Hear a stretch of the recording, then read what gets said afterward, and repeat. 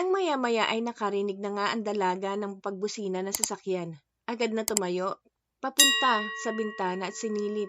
Kung si Jake nga ba iyon? Nang napangiti ang dalaga dahil nakita nito na bumaba na ng kotse si Jake na may dalang bulaklak. Masayang humarap sa salamin si Melanie at pinagmasdang mabuti ng dalaga ang sarili. Napangiti ito nang makitang maganda siya sa kanyang damit na napili dahil lumabas ang kanyang kaputian. Nang kumatok na nga si Jake at pagbuksan ni Melanie ang binata ng pinto, ay nanlaki ang kanyang mga mata dahil sa ganda ng mga bulaklak ang bumungad sa kanya. Excited na kinuha iyon at inamoy. Dahil sa ikinilos ni Melanie ay napangiti naman ang binata. Masaya ito dahil sa nagustuhan ni Melanie ang binigay niya rito. Nang aalis na sila ni Jake ay tinawag ni Melanie ang mga magulang upang magpaalam sana. Pero walang sumagot isa man sa mga iyon. Inisip ni Melanie na baka tulog na ang mga magulang. Kaya nilak na lang niya ang pinto. Sumakay na sila ng kotse ng binata at binagtas ang park na kung saan lagi silang tambay ni Jake noong nag-aaral pa sila. Bumaba na sila ng kotse na si Melanie naman ay napangiti dahil bumalik ang alaala niya habang naglalakad sa park. Ang masaya nilang moment ni Jake na iniwan siya pero ngayon ay narito at kasama na niya ngayong gabi. Hinawakan ni Jake ang kanyang kamay na bagamat nagulat si Melanie ay hinayaan niya na lang din ang binata. Hawak kamay silang naglakad na may biglang tumugtog na gitara. Nanlaki ang mata ni Melanie, lalo pa nang mag-umpisang kumanta ang lalaking nasa gitna ng mga ito. Unang tinugtog ng mga iyon ay ang paboritong kanta ni Melanie, ang Only Love Can Say. Sumunod naman ang The Past, na habang tinutugtog ang mga kanta, ay hinila siya ni Jake at iniharap sa kanya. Namula naman ang dalaga at sinakyan na rin ang gustong mangyari ni Jake. Nagsayaw sila ng mabagal. Natila ang bawat minuto at oras ay lalong bumabagal. Nagkatitigan sila. Natanging ang kanilang mga mata lang ang nag-uusap. Sa tagpong iyon ay nakapag-isip na si Melanie at sinigurado na sa kanyang sarili na si Jake na nga ang tanging mahal niya at wala nang iba. Ang kababatang minsan nang nanakit sa kanya ng labis-labis. Pero heto ngayon, kasayaw na niya at bumabawi. Hindi na namalayan ng dalawa na matagal na pala silang nagsasayaw, na ang tanging mga puso nila sa ngayon ang nagkakasundo at nag-uumapaw sa kasiyahan at pag-ibig sa isa't isa, na tila sila lang ang tao sa paligid ng sandaling iyon. Nang hanggang sa umambon, ngunit nanatili lang ang dalawa na nagsasayaw hanggang sa umulan na nga. Nabasa sa kanilang mga damit, pero sa kanila ay baliwala iyon dahil ang mahalaga sa ngayon ang kanilang puso na nagmamahalan, na ang pagtitig na iyon ni Jake ay bumitaw dahil tila may naalala ito. Ang kanya palang balak, ang balak na magtapat na kay Melanie ng kanyang pag-ibig at pagbigay ng singsing sa dalaga. Melanie, do you love me? Na wala namang pagdadalawang isip na sinagot iyon ni Melanie, na puno ng galak at sinabayan pa ng luha. Yes! Yes, Jake! Yes! Dahil sa narinig ni Jake, ay may kinuha ito sa bulsa ng pantalon, saka hinawakan ng kamay ni Melanie. Isinuot sa daliri nito ang kumikinang na singsing, tanda ng engagement nila ng dalaga sa isa't isa. Natulalang pinagmasdan ni Melanie ang kanyang daliri na may kumikinang na singsing. Hindi makapaniwala sa mga nangyayari, kaya naman ay napayakap siya kay Jake. At nang tangkang hahalikan na sana ni Jake si Melanie, ay may biglang nagsulputan sa mga gilid-gilid ng mga puno. Basang-basa rin ang mga ito. Isa na roon ang mga manganganta kanina at ang dalawang tao na ikinagulat ni Melanie na naroon din at nakasaksi sa pagkakaunawaan nila ni Jake ay walang iba kundi ang kanyang mga magulang.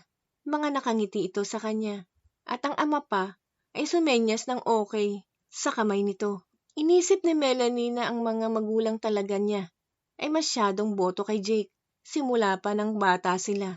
At heto nga kasabwat pa ni Jake sa pag-propose ng pag-ibig nito na nabasa din ng ulan.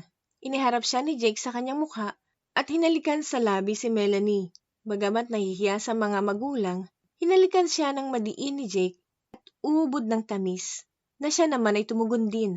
Wala silang pakialam kahit na alam nilang may mga tao sa paligid. Dahil ang alam nila, ang tangi lang nararamdaman sa isa't isa, ang sumisigaw na alab ng kanilang mga puso.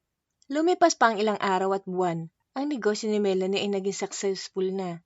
Patuloy pa rin ang naging partnership nila sa isa't isa. Silang tatlo ni Ramil. Si Melanie ang supplier ng construction materials, si Jake ang engineer, at si Ramil naman ang architect nila. Minsan nakita ni Melanie si Ramil na kasama si Sophia na nakipwesto na rin sa kanilang table ni Jake. Pinagmasdan siya ni Sophia at nginitian ang best friend ni Ramil. Nang tiningnan ng dalaga ang kanyang singsing ay napangiti ulit ito na si Ramil naman ay napangiti din at napatingin din sa singsing ni Melanie. At nang maya-maya pa ay nagsalita na nga ito. Mukhang sa simbahan na ang punta niyong dalawa, Jake ha? Ang kantiyaw ni Ramil kay Jake na si Melanie naman ay pinamulahan ng pisngi sa pangangantyaw na iyon ni Ramil sa kanila. Oo Ramil, best man ka ha? Sabay tingin ni Jake kay Sophia at nagwika pa ng, Kayo ni Sophia, kailan kayo naman? Nang tingnan ni Ramil si Sophia, ay tila nahiya ang dalaga. Kaya naman si Ramil na ang nagsabing, Malay natin, kung palaring pikutin ako ni Sophia. Dahil sa tinura na pagbibiro ni Ramil, ay nagkatawanan ng lahat. Dumaan pa ang ilang araw, nakaplanado na ang lahat, pati ang venue at mga susutin ng mga abay, at magulang ni Melanie at ni Jake.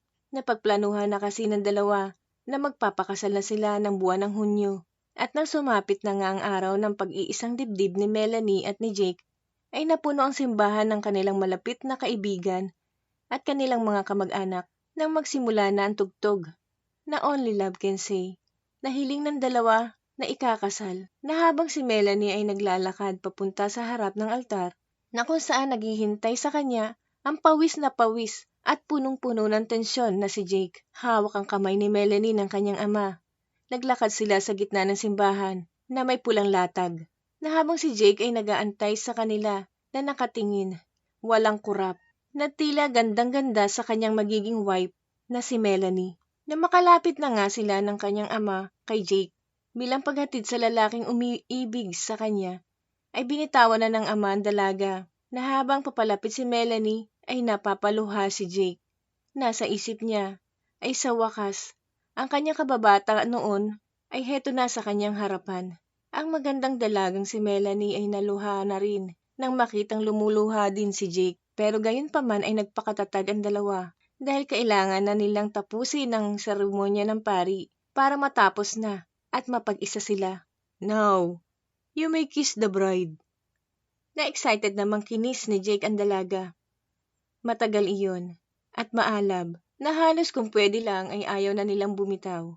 Pagkatapos noon ay may narinig pa silang request na isa pa raw na kiss. Natawa ang dalawa pero gusto rin nila iyon kaya binagbigyan ng dalawa. Masayang kumain ang dalawa sa reception nila. May konti silang program na isinagawa doon. Lahat ng bisita ay makikitang nagtatawanan at nagkikwentuhan. Siyempre, hindi mawawala ang best man nilang si Ramil. Nahila-hila nito si Sophia. Nakita naman ni Melanie sa daliri ni Sophia na may singsing na rin ito sa daliri.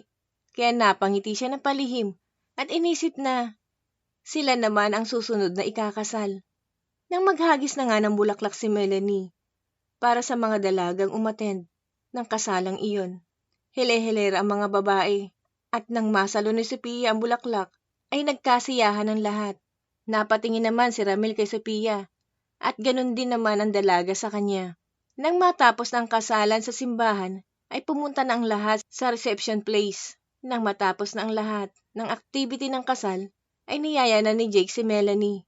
Suot pa nito ang gown pangkasal ay binuhat siya ni Jake patungo sa kanilang kwarto. Inilapag ni Jake sa kama at pinagbastang mabuti. Nang hindi makatiis ay siniil niya ng halik ang dalaga.